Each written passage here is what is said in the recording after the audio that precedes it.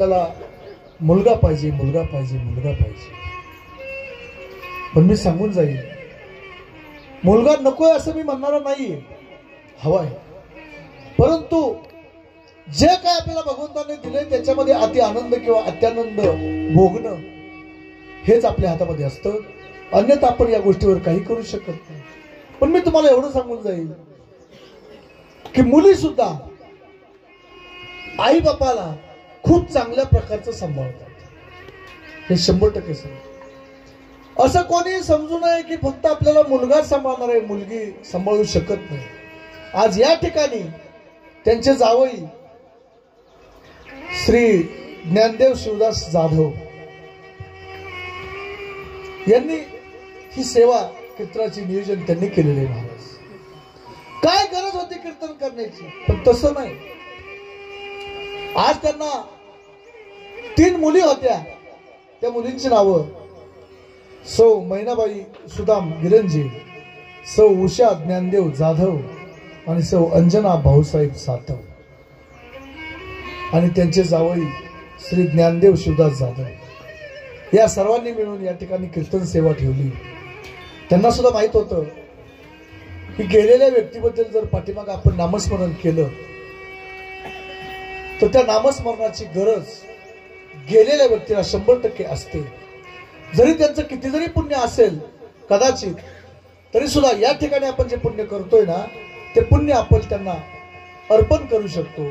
आज पंडू राजा त्यांनी सुद्धा राजस यज्ञ करायला सांगितलं आपल्या मुलांना. का सांगितला तर ज्या ठिकाणी ते होते गेल्यानंतर त्या ठिकाणची जागा बदलून त्यांना दुसरीकडे जाण्यासाठी जी ताकद पाहिजे होती, तर त्याच्यासाठी राजस यज्ञ केला आणि ते पुण्य अर्पण त्यांना केलं. म्हणून आज मुली सुद्धा आई बापाचा खूप चांगल्या प्रकारे सांभाळ करतात. आणि खरं सांगतो महाराज, कदाचित एखाद्या वेळेस मी असं म्हणणार नाही की मुलं सगळी वाईटच आहेत. आताच नको वाटू बाळा, थांब थांब थांब, मी सांगतो नंतर. मुलगा फक्त प्रेम करतो असं समजू नका, मुली सुद्धा खूप प्रेम करतात आई बापांवरती. म्हणून हे सगळं घडलंय ना, हे सगळं चाललंय ते त्यांच्या मुलींच्या जीवावरती जे सगळं घडतंय महाराज त्यांचं. आज वास्तविक गेल्या 5-6 वर्षापूर्वी त्यांच्या पत्नी वैकुंठवासी बबई नारायण भुजबळ या वैकुंठवासी नारायण गणपत भुजबळ यांना सोडून गेल्या. मी सांगून जाईल महाराज, बोलू नका कोणी, मी सांगून जाईल की आयुष्यामध्ये जे काय 3 प्रकारचे दुःख आहेत, त्यातलं पहिलं दुःख म्हणजे लहानपणाची कोणी आई जाऊ नये, लहानपणाची कोणाची आई जाऊ नये. जर एखाद्याची लहानपणी आई गेली ना महाराज, तर त्या बाळाला जाऊन विचारा की बाळा, आई नसल्याचं दुःख तुला किती रे बाळा. त्याच्या पुढे शब्द उमटत नाहीत महाराज. ते फक्त डोळ्यातून अश्रूंना वाट काढून देतं. का तर आई गेली हे सुद्धा त्याला मुखाने म्हणू वाटत नाही. कारण आईशिवाय आपल्यावरती या जगतामध्ये प्रेम करणारं दुसरं कोणच नाही महाराज. कसलाही स्वार्थ आई वडिलांकडे नसतो. आई बाप आहेत ना, ते फक्त आपल्यावरती एकच करतात, ते म्हणजे फक्त प्रेम करतात विना मोबदला. त्यांना काही कशाची अपेक्षा नसते महाराज, कशाची अपेक्षा नसते.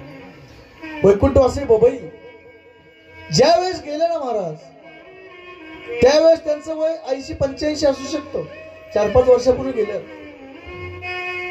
गेल्यानंतर आज वैकुंठवासी नारायण भाऊ यांना किती दुःख झालं असेल हे फक्त त्यांनाच माहित होतं.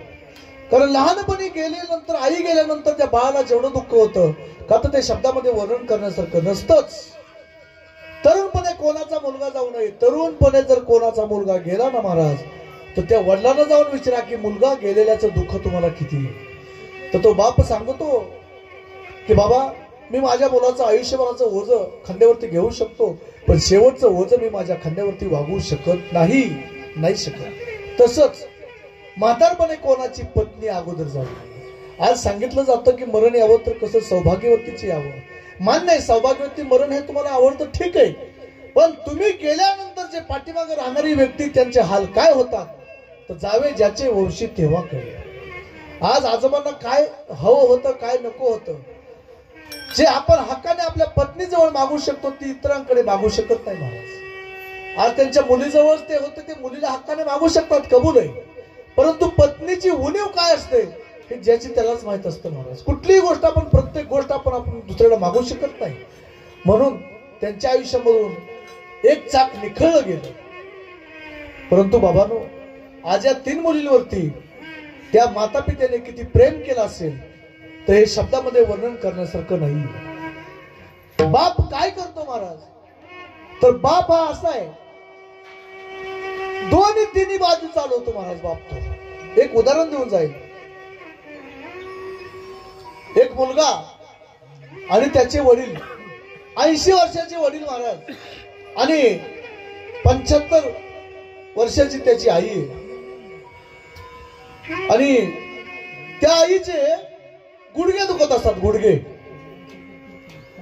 बोलू नका ते जरा ते डिस्टर्ब होतो बोलणाराचा विषय, जरा थोडा वेगळा होतो. आवाज कमी करा आवाज. आई बाप आणि मुलगा, आणि तो मुलगा चांगल्या शिक्षणात केल्यामुळं तो चांगल्या हुद्द्यावरती नोकरीला होता. पण एक दिवस काय झालं, त्याचं कोर्टाचं काम निघालं. आणि कोर्टाचं काम निघाल्यामुळं तो निघाल्यानंतर त्या आईने त्याला हाक मारली, बाळा इकडे जरा. काय आई, अरे माझे गुडघे खूप दुखतायत, गुडघे खूप दुखतायत. मग तू एक काम कर, काय कर, येता येता एखाद्या मेडिकल मधून जरा 4 गोळ्या घेऊन ये, की जेणेकरून ते माझे गुडघे दुखायचे राहतील. आणि हे त्या वडिलांनी ऐकलं. काय ऐकलं, की आपल्या मुलाला आपल्या पत्नीने सांगितलं गोळ्या आणायला. वास्तविक त्या वडिलांना सुद्धा चालता येत नव्हतं चालता येत. आणि तो मुलगा निघून गेला. मुलगा निघून गेल्यानंतर मग आता त्याला यायला उशीर होणार आहे. आणि योगायोगाने रात्री 8 वाजले, 9 वाजले, 10 वाजले, तरी पण तो मुलगा नाही आला. आणि त्याच्या आईने खूप वाट पाहिली. का, की आता मुलगा आला की मी गोळ्या खाईन, का माझे गुडघे खूप दुखतात, मला चालता येत नाही, चालता येत. आणि माझा बाळ माझ्यासाठी 4 गोळ्या घेऊन येणार आहे ना, आणि त्या गोळ्या खाल्ले की माझे गुडघे दुखायचे राहतील आणि मग झोपणार आहे. पतीने सांगितलं, अगं का तू जागरण करतेस, नाही आता माझं बाळ होईल आणि मग मी झोपणार आहे. ठीक आहे. अशी वाट बघत 12 वाजले पण काय तो मुलगा आला नाही.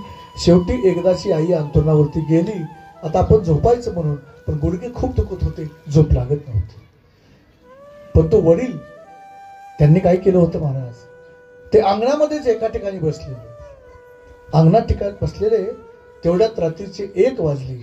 आणि 1 वाजता तो मुलगा तो गाडीमध्ये बसून आला. त्याने गाडी पार्क केली आणि घरामध्ये जायला लागला. तेवढ्यात त्याच्या वडिलांनी त्याला विचारलं, अरे बाळू इकडे जरा, इकडे जरा म्हटल्यानंतर तो गेला.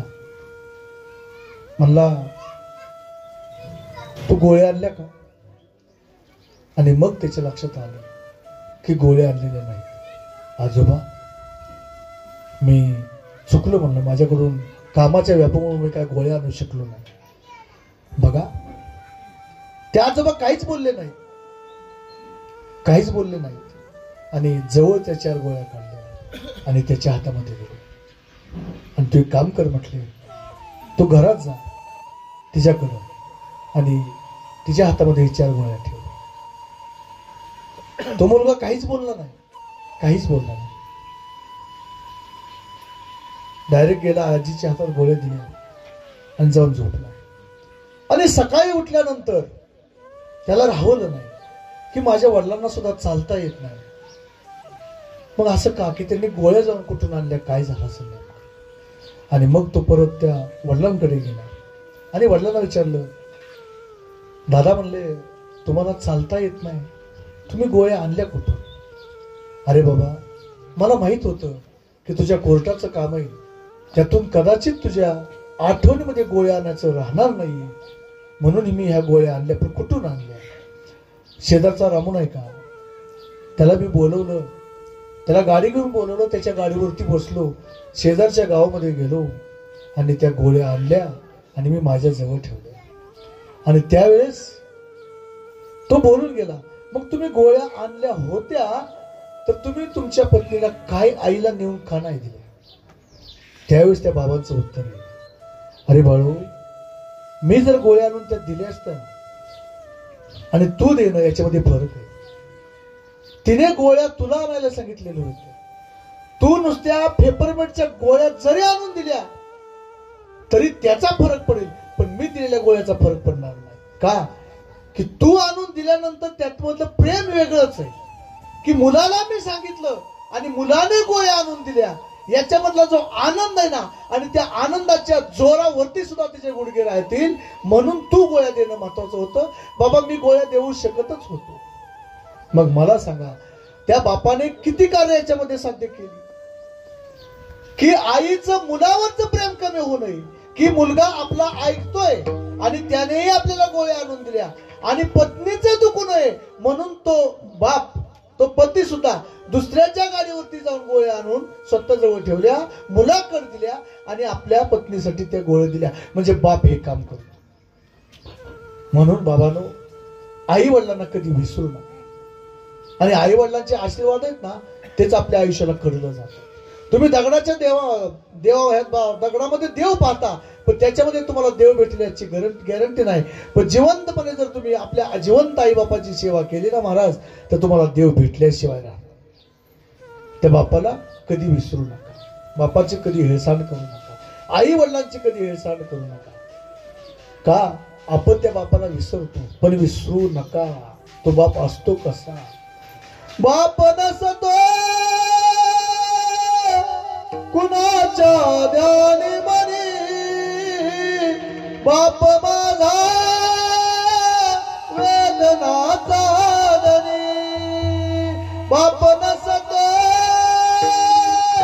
कुणाच्या ध्यानी मनी, बाप माझा वेदनाचा धनी. बाप नसतो कुणाच्या ध्यानी मनी, बाप माझा वेदनाचा धनी. आई मायेचा सागर ही सत्य आहे कहाणी, पण दुर्लक्षित बापाच्या या व्यथा कुणीतरी झाली. बाप कुणाच्या ध्यानी मनी, बाप माझा वेदनाचा धनी. पती गेल्यावरती कळेल गुप्तवाचे बोल, मुलांना कळून येईल काय होता बापाचा रोल. आई रुक्मिणी माता समजा, बापात विठ्ठल पाहावा, त्या दोन दैवता पोटी मी पुन्हा पुन्हा जन्म घ्यावा. बाप माझा ध्यानी मनी, बाप माझा वेदनाचा धनी. बाप नसतो कोणाच्या ध्यानी मनी, बाप माझा वेदनाचा धनी. म्हणून आई सुद्धा आपल्यावरती प्रेम करते आणि बाप सुद्धा तेवढंच प्रेम आपल्यावरती करतो. बाबांनो, आई संध्याकाळच्या जेवणाचा तुमचा विचार करते की माझा बाळ येईल आणि उपाशी राहील. संध्याकाळच्या एका वेळेचा जेवणाचा विचार करते ती आई असते, आणि तुमच्या आयुष्याच्या भाकरीचा विचार करणारा तो बाप असतो. बाबांनो, बाप काय करतो आणि बापाने आपल्यासाठी काय केलं हे जर आपल्याला समजून घ्यायचं असेल तर त्याच्यासाठी आपल्याला स्वतःला खुद्द आपल्यालाच बाप व्हावं लागेल, आणि मग बाप आपल्या मुलांसाठी काय करतो हे समजेल. तुम्हाला बाप कधी रडलेला दिसत नाही, पण बाबांनो, बाप रडतो, पण ते तुमच्या देखत रडत नाही. का रडत नाही तुमच्या देखत? जर बाप रडला तर अख्खं घर रडेल हे त्या बापाला माहित असतं, म्हणून तो सगळं काळजामध्ये एका जागेवरती साठवून ठेवत असतो. पण तोच बाप आयुष्यामध्ये एक वेळ कधीच रडल्याशिवाय राहत नाही. ती वेळ कोणती असेल हो महाराज? तर आपल्या मुलीचं लग्न असावं. मुलीच्या लग्नामध्ये आपल्या मुलीला कुठलीच गोष्ट कमी पडू नये म्हणून तो बाप दिवसभर भटकत राहतो. का? तर मला पैसे हवे, माझ्या मुलीचं लग्न मला थाटामाटाने करायचंय, थाटामाटाने करायचंय, म्हणून कुठलीच गोष्ट कमी पडू नये म्हणून तो पायात चप्पल नसू द्या, अंगामध्ये फटकं बनेल असू द्या, डोक्यावरती फटकी टोपी असू द्या, तो कधीच विचार करत नाही. का? तर फक्त माझ्या मुलांचं मला चांगलं करायचं. म्हणून बाबांनो, तो बाप आहे ना, तो बाप स्वाभिमानी असतो. बापा स्वाभिमानी बाळा त्याचा कनकर कदा, त्याच्या काळजात सुद्धा लाजाळूची सरगना. बाप तलवार ढाल, बाप पेटती मशाल, बाप जागतो म्हणून घर झोपत खुशाल. आपण निवांत घरामध्ये झोपतो कोणाच्या आधारावरती? कारण तो बाप दारामध्ये आपली राखण करत बसलेला आहे. आणि शेवटचं सांगून जातो, ज्या बापाने आयुष्यभर डोळ्यामध्ये अश्रू साठवून ठेवले ना, तो ज्यावेळेस मुलगी सासरी चाललेली असते ना महाराज, त्यावेळेस त्या बापाची अवस्था बघा. तो दिवसभर त्या लग्ना दिवशी ह्या जेवला का, तो जेवला का, हे सगळं विचारत बसतो, परंतु तो अक्षरशः उपाशी असतो. का? आलेला पै पाहुणा कुठला उपाशी जाऊ नये एवढीच इच्छा त्या बापाची असते. आणि ज्या वेळेस मुलगी आता सासरी जाणार, त्यावेळेस तो बाप कोपऱ्यातल्या एखाद्या मेढीला जाऊन चिटकून बसलेला असतो. का? त्याला माहित असतं की आता आपण आवरू शकत नाही. आयुष्यभर आवरलं पण ती गोष्ट त्याला ती आवरू शकत नाही. मुलगी सगळ्याला भेटते आणि शेवट वडिलांकडे गेल्यानंतर बाबानो दोघही धाय मोकलून रडतात. का रडतात? आयुष्यभराचे अश्रू बापाने साठवलेले असतात ते त्याच वेळेसाठी. बाबा साठवत अश्रू वाट पाहे त्या क्षणाची, जन्मभराचे रडतो लेक जाताना सासरी, लेक जाताना सासरी, लेक जाताना सासरी. म्हणून बापाच्या बाबतीत बाबांनो त्या बापाला, आईला कधी विसरू नका एवढंच शेवटचं सांगतो. कारण त्यांनी आपल्याबद्दल आपल्यासाठी आयुष्यभर कष्ट केलेले असतात आणि तुम्हाला लहानाचं मोठं केलेलं असतं. एवढंच नव्हे तर तुम्हाला मोठ्या सर्व्हिसला पाठवलेलं असतं. तर सर्व्हिसला गेल्यानंतर ज्यावेळेस तुम्हाला पगार मिळतो ना, तो पगार कोणाच्या जीवावरती तुम्ही कमवता हे तुम्ही विसरू नका. विसरू नको रे आई बापाला, विसरू नको रे आई बापाला, झिजवली त्याने काया, काया झिजवून तुझ्या शिरावर धरली सुखाची छाया रे वेड्या. मिळणार नाही पुन्हा आई बापाची माया, मिळणार नाही पुन्हा आई बापाची माया. आज त्या बापाने तुम्हाला मोठ्या नोकरीपर्यंत पोहोचवलं. कोणी साहेब झाला मोठा, कमवी तो भलत्या नोटा, वेळेवर अन्न देईना त्या आई बापाच्या पोटा. जर त्या आई बापाला तुम्ही पोटाला अर्धी भाकरी सकाळी संध्याकाळी देऊ शकत नसाल तर बाबांनो हे सुद्धा तुमची मुलं बघतात आणि तीच मुलं तुम्हाला त्याचप्रमाणे आयुष्यामध्ये परत सांभाळणार. म्हणून त्या आई बापांना कधी विसरू नका. आज या ठिकाणी आमचे विनेकरी असतील, तसं पाहायला गेले आता वेळ संपलेली महाराज, म्हणून आज विनेकरी 2 तास विना घेऊन उभा आहेत. त्याच ठिकाणी आमचे शेजारी अवसरीचे महाराज आहेत.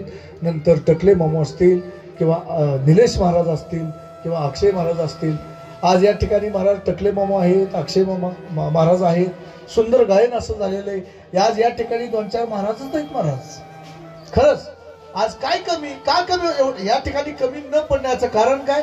तर वैकुंठवासी नारायण भाऊ यांचं काहीतरी पुण्य शिल्लक असल्याशिवाय संत मंडळी दारामध्ये येऊ शकत नाही. आज बोबडे महाराज या ठिकाणी कीर्तन करेल, आमच्या सौभाग्यवती सुद्धा त्या ठिकाणी आहेत, त्या सुद्धा कीर्तन करतात. म्हणजे या ठिकाणी अक्षय महाराज सुद्धा वाटतं कीर्तन करतात, तुम्ही कीर्तन करतात. म्हणजे जवळजवळ 4 ते 5 कीर्तनकार या ठिकाणी आहेत. का असं करतो? आणि परमार्थामध्ये आनंद घ्या. आम्ही पती पत्नी दोघंही कीर्तनामध्ये आनंद घेतो, दोघंही कीर्तन करतो. का? याच्यामधला आनंद फार मोठा आहे महाराज. हा आनंद दुसरीकडे कुठंच मिळणार नाही, कुठंच मिळणार नाही.